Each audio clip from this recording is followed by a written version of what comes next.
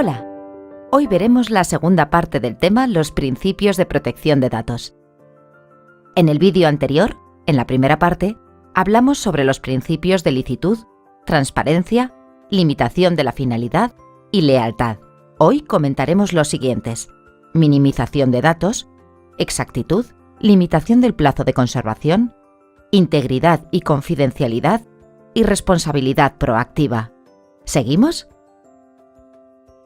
Minimización de datos.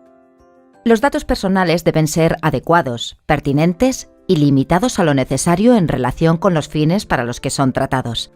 Es importante que se tenga en cuenta este principio en todo momento, incluso en la fase de diseño del tratamiento. Veamos algunos ejemplos. Cuando una persona esté de baja médica, el empleador no tiene por qué conocer la enfermedad que la motiva.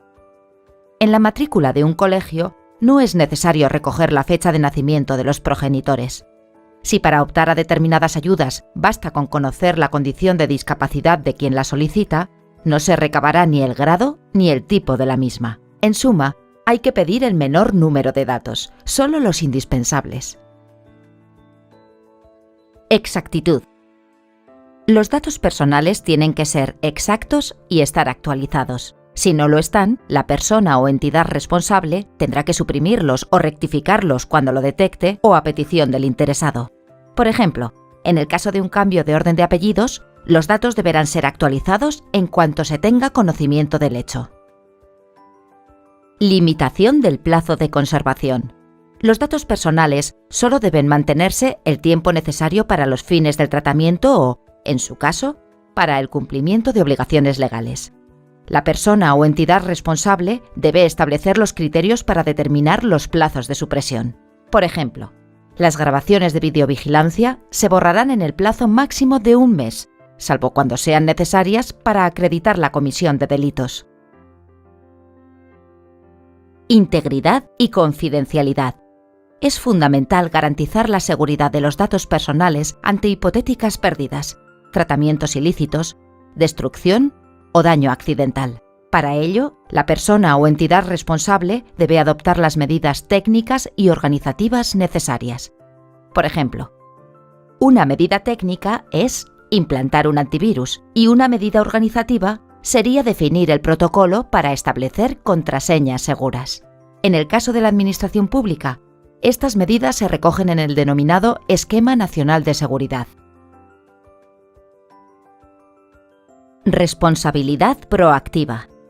Todas las organizaciones deben garantizar que los tratamientos que realicen cumplen la normativa de protección de datos. Además, deben poder acreditarlo.